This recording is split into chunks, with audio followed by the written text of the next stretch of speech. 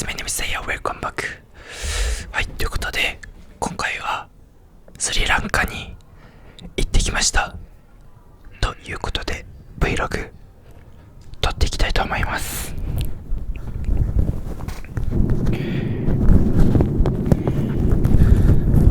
成田空港。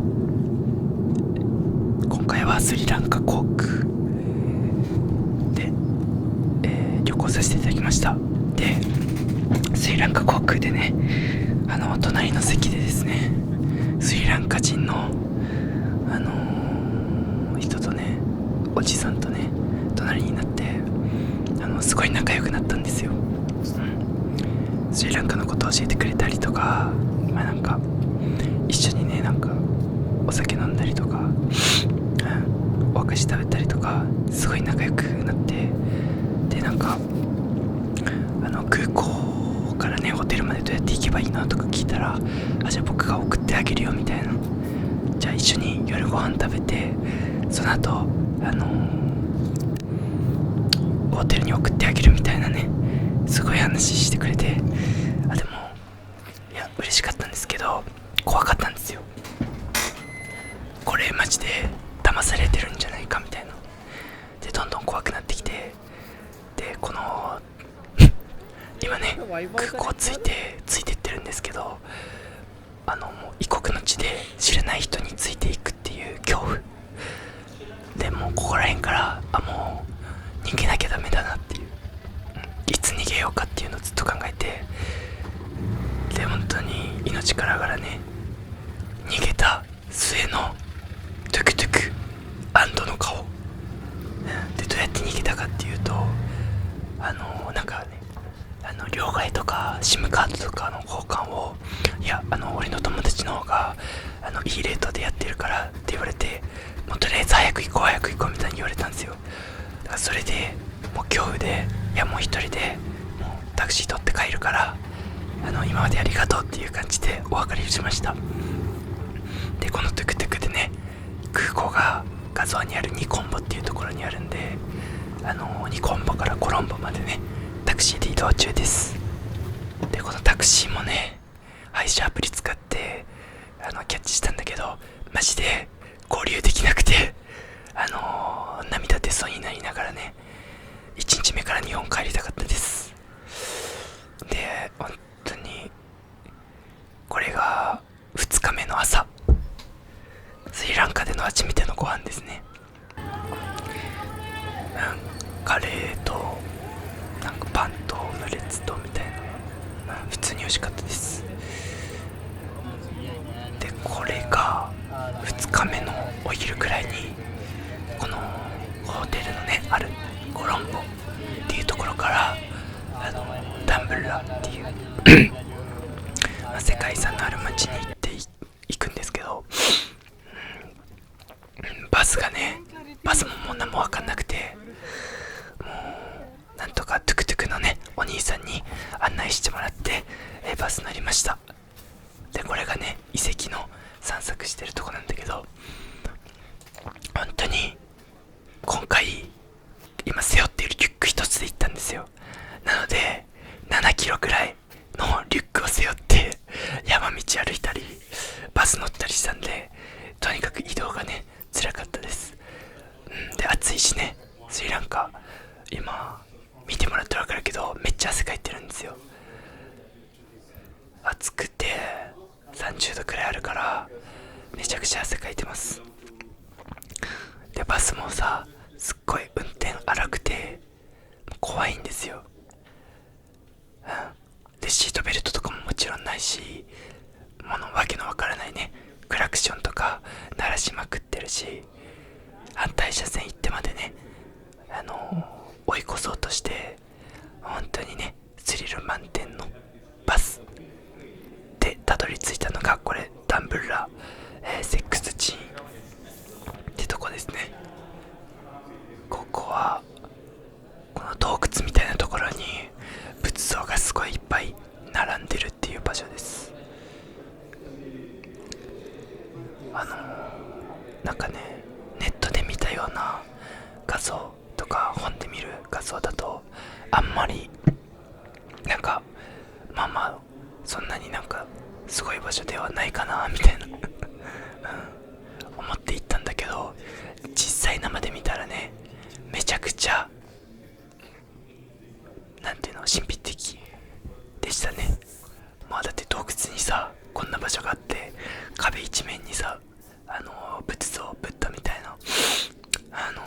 絵がね描かれてて、インディ・ジョーンズの世界っていう感じ大汗かいてます。あ、ちなみに今回のねスリランカ旅行は一人で行っています。なんでスリランカ行ったかっていうと、なんかあんまりみんな行かなそうかなと思って行きました。昔からね一人でね海外旅行してみるのが、まあ、夢の一個であったんで、今回ね夢が叶いました。まあ一人だとさ、周りのこと気にせずに、自分が良ければいいんで気は楽ですね。感動を分かち合う友達はいないけど気を使う必要もない。まあ一人旅もね一人旅ですごい楽しかったです。どうですかこの仏像で帰り道に猿、普通に動物園じゃないんだけど猿がいっぱいいました。もうやっぱ普通の山なんでね猿がいっぱいいるんですよ。これはなんだっけな、まあ入り口みたいなところかな。でその猿がさ、なんか観光客の荷物とかすごい狙ってるんですよ。観光客の荷物狙って前の欧米人とか荷物漁られてたりとかして、あと現地のスリランカ人はねめちゃくちゃ猿にちょっかい出してて、なんか喧嘩っていうか追いかけっこみたいなすっごいしてて、僕はもうね野生の動物絶対にヤバい菌持ってるだろうっていう先入観があったんで、なるべく距離を置いてねいたんですけど、欧米人とかね普通にガンガン触りに行ってる人とかいて、やっぱメンタルがねもう違うんだなっていう、っていうのを感じました。でこっからタンブラからシーギリアっていうところに行きます。でシーギリアロックっていう古代にね古代からある岩の上にね、昔王朝があってですね、その巨大な岩から、森が一面見渡せるっていう、すごいねなんか自然を感じられる壮大な場所があるんですよ。今回スリランカに行くっていう大きな目的の一つがシーギリアロックでですね、ここを見るためにスリランカに来たっていうでも過言じゃない感じです。で今そこにタンブラからシーギリアに向かって、トゥクトゥクで移動してますね。で本当はこの日シーギリアロックに登るつもりはなくてホテルに向かうつもりだったんですけど、だからこのおじちゃんが結構ぼったくってくるっていうかなんか若干ぼったくられたんで、もうねホテルじゃなくて直接シーギリアまで乗せてってもらいました。でこのシーギリアロックに入るのに入園料みたいなのが必要で5000円くらい払ったんですよ。で5000円払って今チケットを買って入り口に向かっているとこですね。なんですけどチケットを買った瞬間にめちゃくちゃ雨降ってきまして、カッパを着てバッグにシーツかぶせて登ってます。この時ね、半ば絶望してました。なんて言ったって1日目空港でさ、空港っていうか飛行機で、なんかちょっと怪しい人に絡まれて、メンタル削られて、さらにトゥクトゥクチャーターしようって言ってもなかなか合流できなくて、もう日本帰りたいマインド、だったので、シーギリアロックここを目的に来たのに、チケットを買った瞬間に大雨が降り出して、なんてついてないんだろうって。これ山頂登って雨で辺りが何も見えなかったら、もうどうしようっていう悲壮感で、しかも本当はこの日ホテルに帰って、次の日ね3日目にシーキリアロックに登るつもりだったので、荷物そのまま背負ったまま来てるんですよ。なんで7キロのリュックをね背負って山登りしてるわけで、もう映像を見てもらったら分かるけど、ほとんどの観光客軽装備で来てるんですよ。みんなね身軽そうな服で来てて、僕だけね全身カッパを着て7キロのほんまに荷物を持って登る、しかも一人でっていう、この絶望かなりメンタルにきました。でもこれも思い出かなっていうところですね。でしかもこのシーギリアっていうところに行くまでにですね、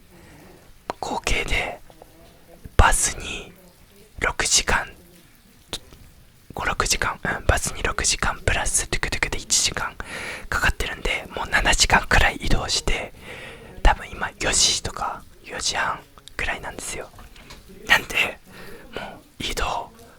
メンタル全て削られて山登りしてます。でここなんで立ち止まってるかっていうと、前にねなんか明らかにツアーのまだガイド付きのね観光客がいたんで、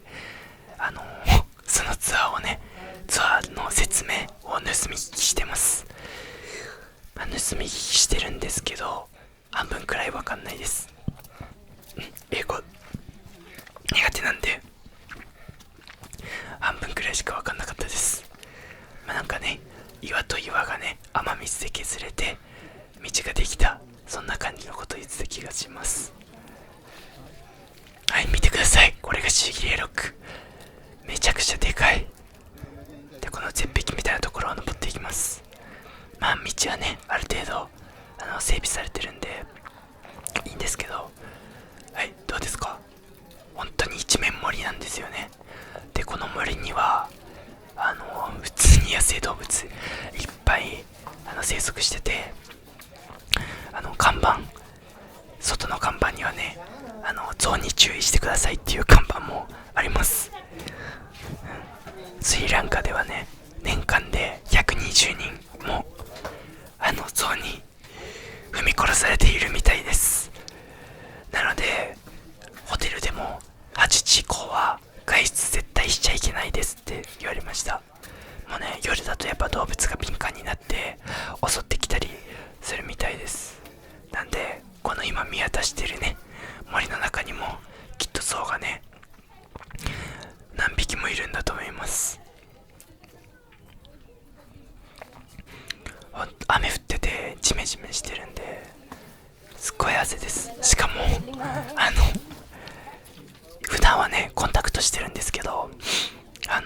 移動時間とかやっぱなんていうの、移動時間っていうかバスがめちゃくちゃ埃が舞ってるっていうか、外の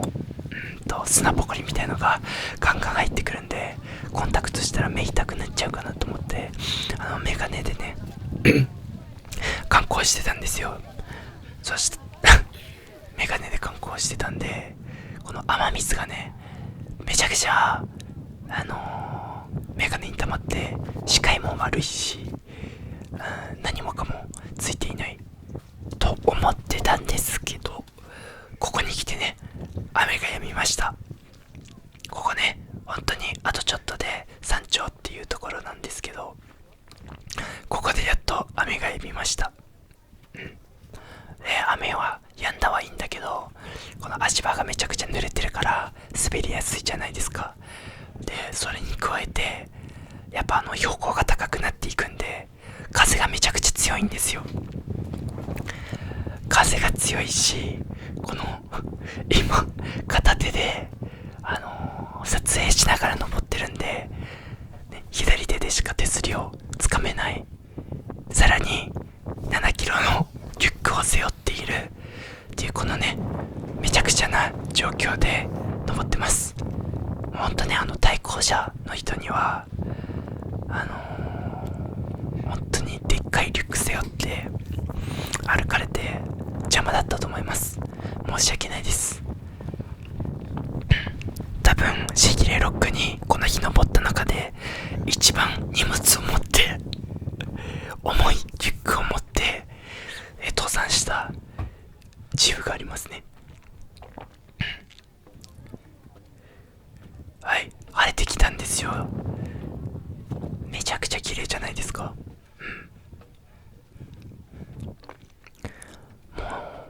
なんかね、今映像を見返すと余計に綺麗だなって感じますね。この登ってる当時はもう登ることに必死で、なんかまあ綺麗だったんだけど、なんて言うんだろう、そこまで感動するというか感情的になるっていう前に、とりあえず安全に登らなければいけないっていう、そっちの欲求が働いてたので、なんか映像撮っといてよかったです。見返すことでもう一回感動を味わえる。はい、これが頂上ですね。一面森、めちゃくちゃ綺麗ですよね。綺麗っていうか、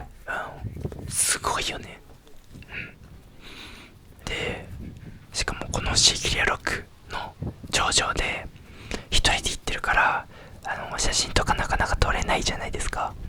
なんか他の人に頼んでも盗まれたら怖いとか思って、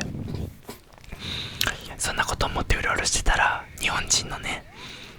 大学生と出会って、その人に写真撮ってもらいました。で喋ってるうちにね、宿もね近くに泊まってるっていうことが判明して、一緒にね夜ご飯食べに行こうっていう話になって、シーギリアロック一緒に観光した後にそのままね一緒に話しながら下山しました。で彼はね全然僕よりすごくて、もうスリランカ旅行単体じゃなくてマレーシアとかベトナムに行ってから3カ国目としてそのままスリランカに来たみたいです。でさらにスリランカからタイに行ってそのままラオスに行くっていう、とんでもない旅人でした。今ねちょっとちらっと映ったんですけど、はい。でこれね映像は3日目ですね。そう3日目てかシーギリアロックに登った後に出会った大学生の子と、ご飯を食べて明日どうするっていう話になった時に、本当はねこの日、この映像の日にシーギリアロックに登る予定だったので、まるまるね1日空いちゃったんですよ。なので暇だったので出会った彼と一緒のキャンディっていう場所に向かいました。このねキャンディっていう場所にも、世界遺産の仏師寺、ブッダのね歯が祀られているっていう寺院にね、行きました。でお昼ご飯もね一緒に食べて、観光も一緒にしましたね。だから一人旅で現地の日本人と出会って、会話するのも楽しいみたいな話をね記事とかを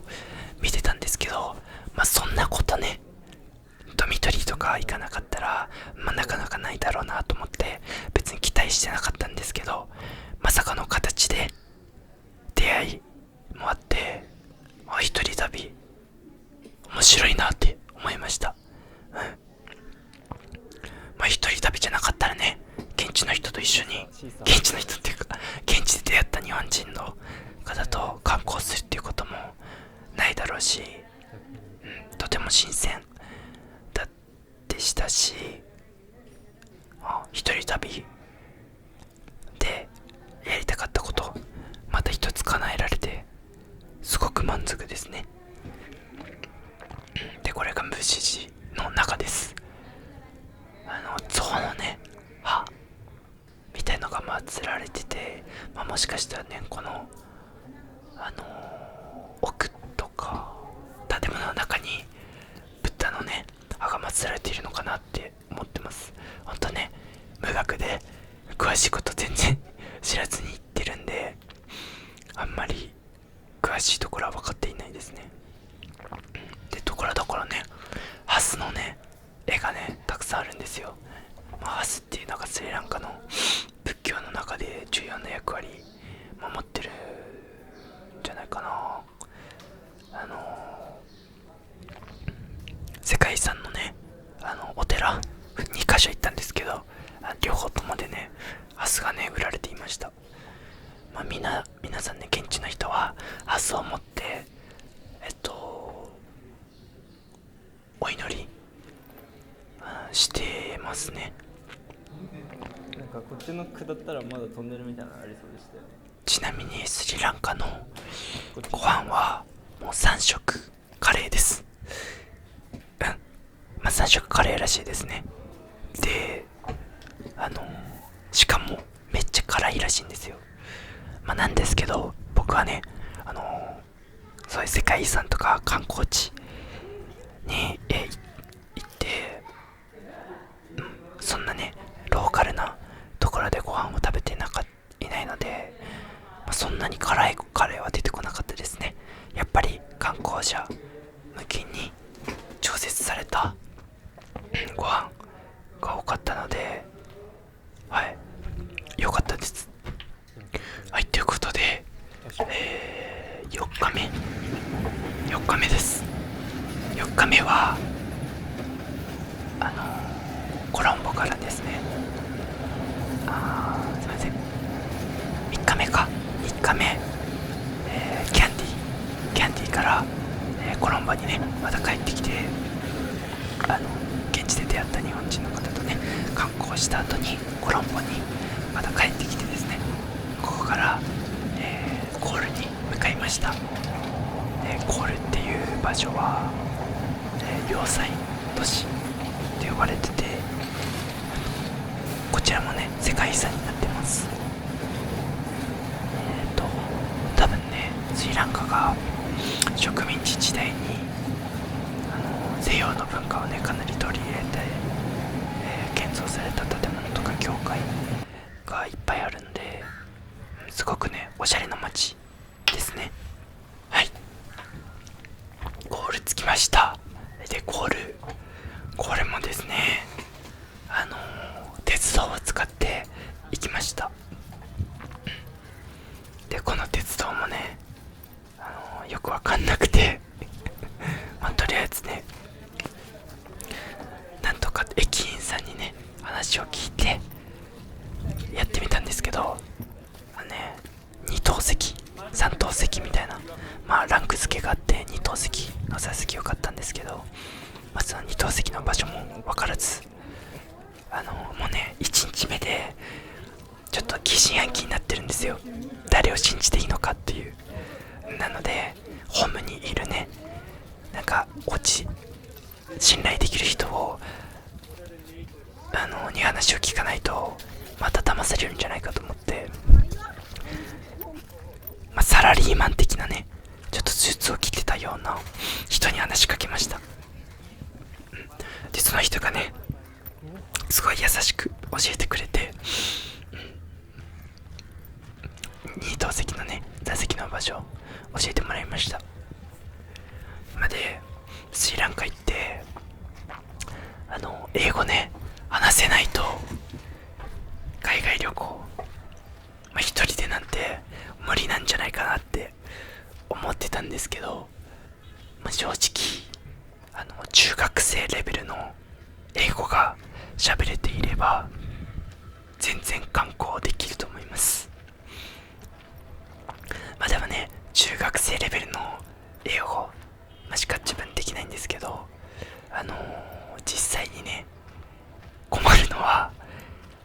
れがね、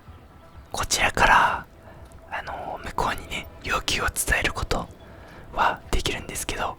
向こうからなんか言われてそれを理解して返答するっていうその対話はあんまりできないですね。なんでかっていうと、なんて言ってるかわかんないから。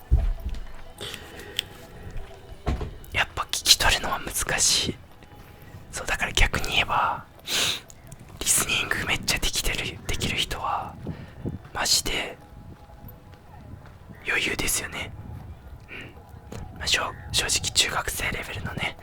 英語だったら、できる人多いじゃないですか。なのでセンター試験とかね、リスニングめちゃくちゃ苦手だったので、あの時ねもっとリスニングやっとけばよかったなって思いましたけど、旅自体はね全然その程度の英語力でもできます。でこれが東大、名前も分かりません。でもね、スリランカ来て島国なのに内陸の方しか行ってなかったので、この日ね初めてかな、ちゃんと海を見ましたね、スリランカで。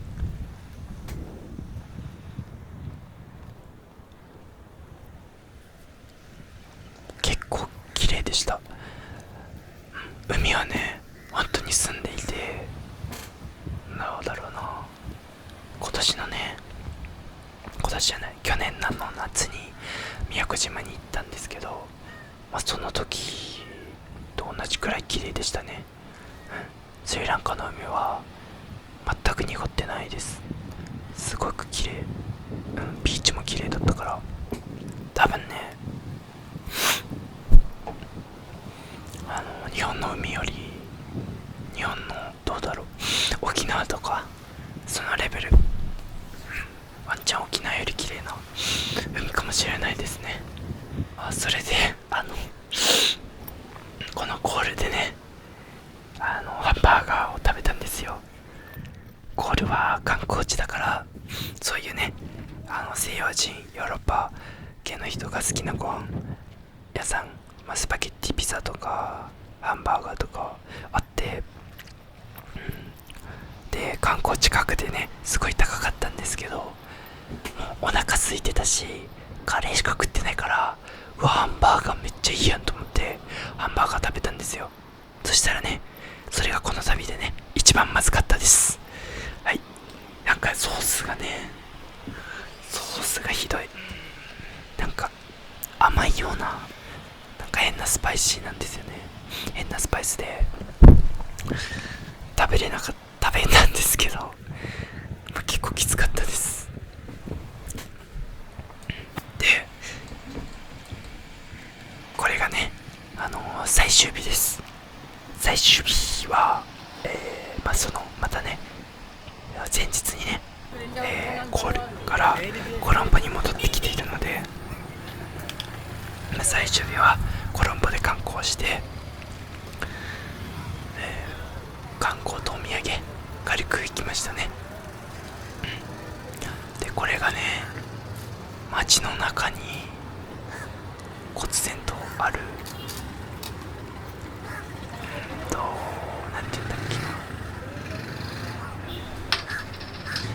赤とね青のなんかチャーリーとチョコレート工場みたいな建物なんですけど、これは結構ねスリランカの中でもいい観光地だと思います。なんて言うんだろうな、仏教とかね、そういうのは、結構なんて言うんだろう、見慣れてるから、こういうなんか突飛なね建築物、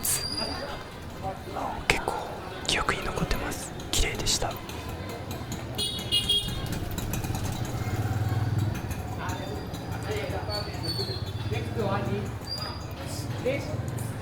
Next door, gate number 3.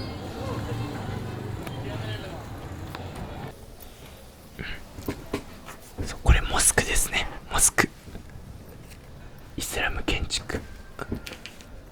ジャミウルアルファしいですね。まあ中はね赤と白のモザイク、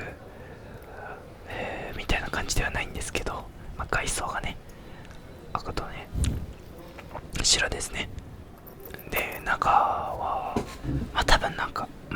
多分っていうか神聖な場所なので、信徒のね方たちが水汲みしてましたね。水汲みとかなんか体を清めていた、そんな感じかな。で今この着てる服なんですけど、神聖な場所なのでね、膝とかね肩を出してはいけないということで、ちょっと半ズボンで着てしまって服を貸していただきました。で皆さんねそういう服を着て観光してます。で結構大人数で、ゲートの前で待たされて、多分観光できる時間が決まってるんですよ。なのでその時間で僕も入らせていただいて、多分2、30人くらいで一気に、ゲートから出て散らばってね観光したんですけど、多分僕がね一番早くね退出したと思います。もうね一人で来てるんでね、一人で来てるし予備知識なくて、もうどこを見ればいいか分かんないので、なんとなく雰囲気を感じて、帰りました。ということで、最終日コロンボからねニコンボに、帰ってこの旅終了となります。でこの最後のトゥクトゥクのね人にもね、2000ルピーって最初言われたのに、なぜかね帰ったら到着したら3000ルピーくれって言われたんですけど、絶対にね嫌だと言って、無視して2000だけ渡して帰りました。